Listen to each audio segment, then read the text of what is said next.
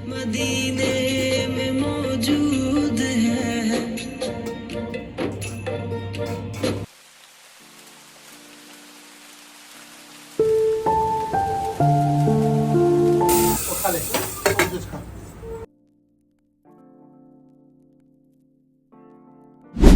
Everyday की भागदौड़ कभी खत्म नहीं होती, चाहे कुछ भी हो। पेरेंट्स का प्यार और उनकी जिम्मेदारी रुकती नहीं। अस्सलामुअलैकुम, welcome back to my channel Anjum recipes. बहुत दिन बाद मैं एक नया वीडियो लेकर आई हूँ। शायद आप नोटिस किए होंगे कि मैं थोड़ा लेट हो गई अपलोड करने में। इसका मेन रीजन है घर का रिनोवेशन।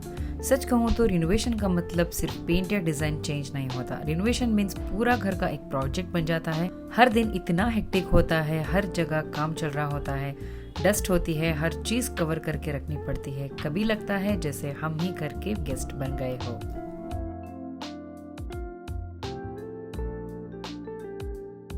तो दोस्तों, आप देख सकते हैं ये है मेरे घर का प्रेजेंट सिनारियो। रिनोवेशन के टाइम पे घर में रहना बिलीव मी एक बिगेस्ट टास्क होता है।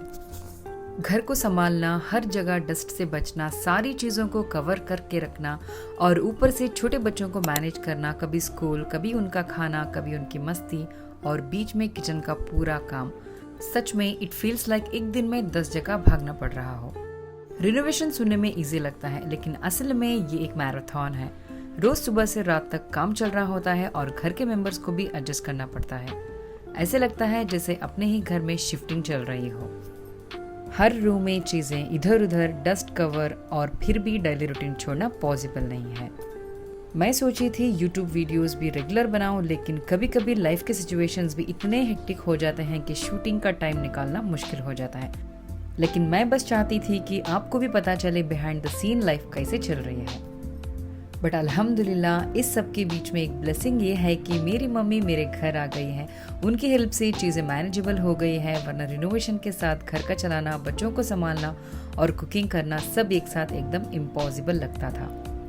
और दोस्तों, मैं एक बात शेयर करना चाहती हूँ। रिनोवेशन हो या डेली स्ट्रगल्स, हर सिचुएशन में अल्लाह सुब्हाना ताला का सब्र मांगते रहना चाहिए, क्योंकि असली सुकून वही देता है।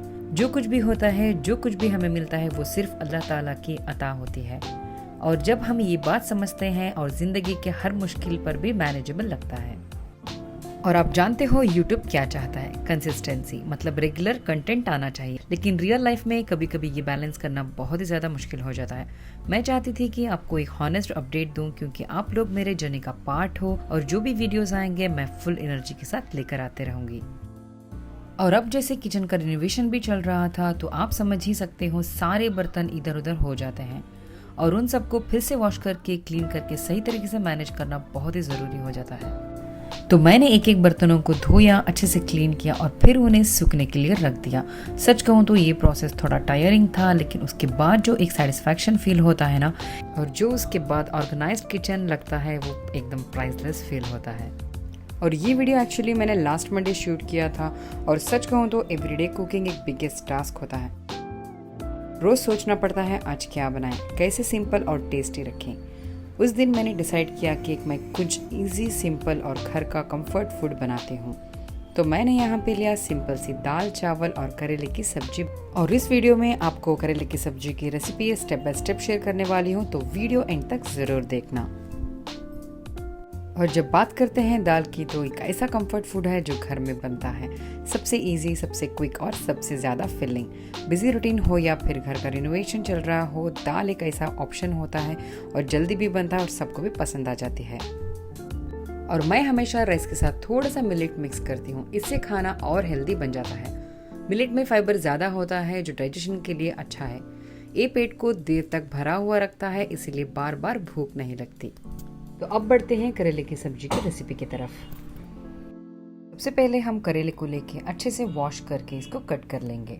कट करने के बाद करेले में डाल देते हैं थोड़ा सा हल्दी पाउडर और नमक। अब इसको अच्छी तरह मिक्स कर लेंगे ताकि करेले की जो नेचुरल कड़वाहट है वो थोड़ी कम हो जाए। और इस तरह करेला बनाने की पहली प्रिपरेशन रेडी हो गई। अब एक पैन ले लीजिए, उसमें डाल दीजिए थोड़ा सा ऑयल।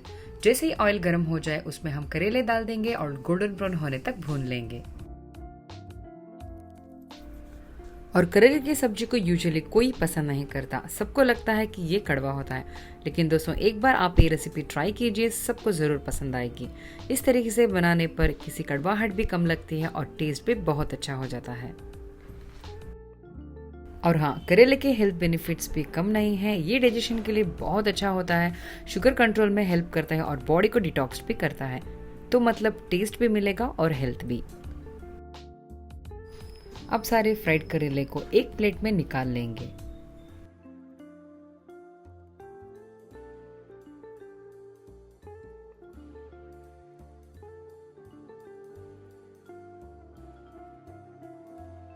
ये पैन दोबारा लेते हैं और उसमें थोड़ा सा ऑयल डाल देते हैं।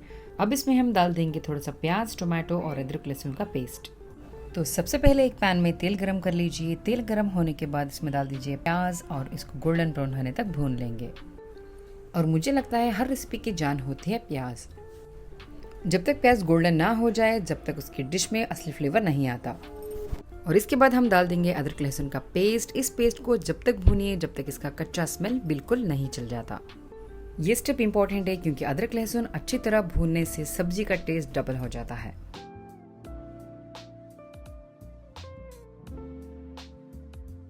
इसके बाद हम डाल देंगे थोड़ा सा हल्दी पाउडर, धनिया पाउडर और लाल मिर्ची पाउडर। इन मसालों को अच्छे से सॉटे कर लीजिए ताकि एकदम खुशबू आने लगे। अब इसमें ऐड करेंगे चॉप टोमेटोज। टोमेटोज को अच्छे से पकने के लिए छोड़ देंगे जब तक वो सॉफ्ट हो जाए और मसाले के साथ ब्लेंड हो जाए।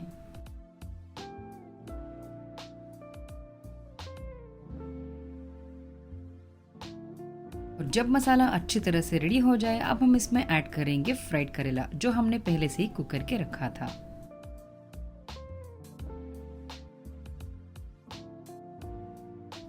अब हम सब चीज़ों को अच्छे से मिक्स कर लेंगे ताकि मसाला करेला के अंदर तक सेट हो जाए। बस थोड़ी देर कवर करके दम पे छोड़ दीजिए ताकि सब्जी एकदम टेस्टी और फ्लेवरफुल बन जाए। सब्जी तैयार होने के बाद अब हम इसमें ऐड करेंगे हरिया धनिया।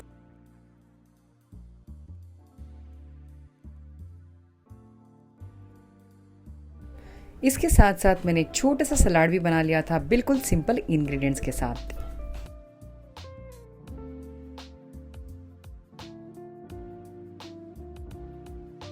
तो इस सलाद को बनाने के लिए मैंने यहाँ पे लिया है कैरेट, कैबेज और सोक्ड पीनट और थोड़े से अनार के दाने। बस सबको अच्छे से मिक्स करके एकदम रिफ्रेशिंग और हेल्दी सलाद तैयार हो गया।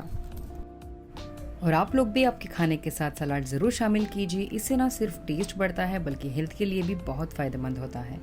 और सिंपल सलाद भी आपके मील को कंप्लीट और बैलेंस्ड बना देता है।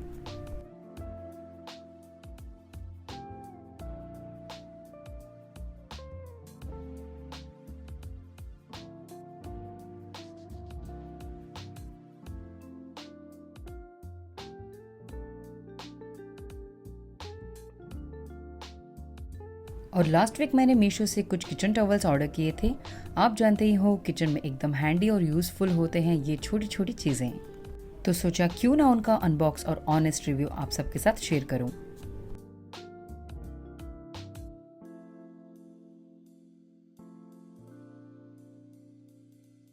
तो सबसे पहले बात करते हैं pack of 3 wash basin hanging hand towels की। इनके डिजाइन थोड़े कलरफुल और प्रिंटेड स्टाइल के हैं। फैब्रिक कॉटन मिक्स लगता है और साइज भी ठीक ठाक है। और प्राइस की बात करेंगे तो 169 में आया है। प्राइस ठीक है लेकिन अगर क्वालिटी देखेंगे तो फिनिशिंग उतनी अच्छी नहीं है और थिकनेस भी थोड़ी कम है, मतलब डेली रफ यूज के लिए चलेगा। लेकिन आप सॉफ्ट और प्रीमियम टॉवल एक्सपेक्ट कर रहे हो तो थोड़ा कॉम्प्रोमाइज करना पड़ेगा। और अब बात करते हैं दूसरे सेट की।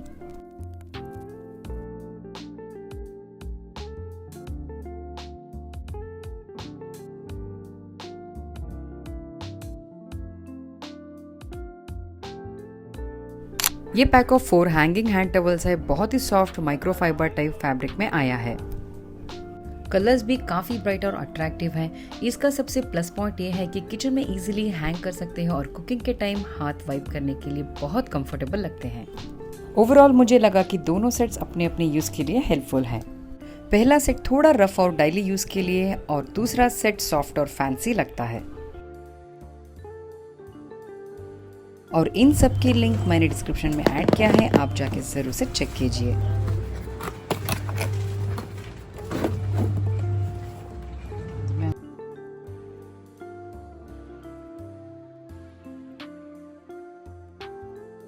Welcome to MC Music World.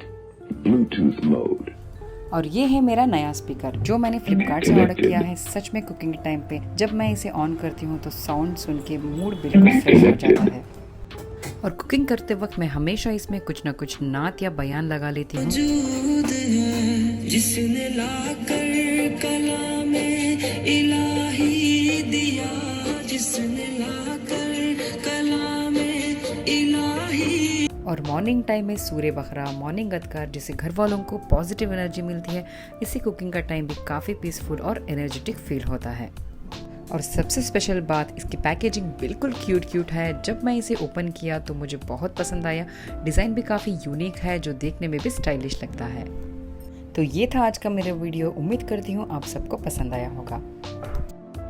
तो मिलते हैं अगली वीडियोस में। जब तक के लिए आप सबका ख्याल रखिए, दुआओं में याद रखिए। जज़ाकल्लाहु खैर।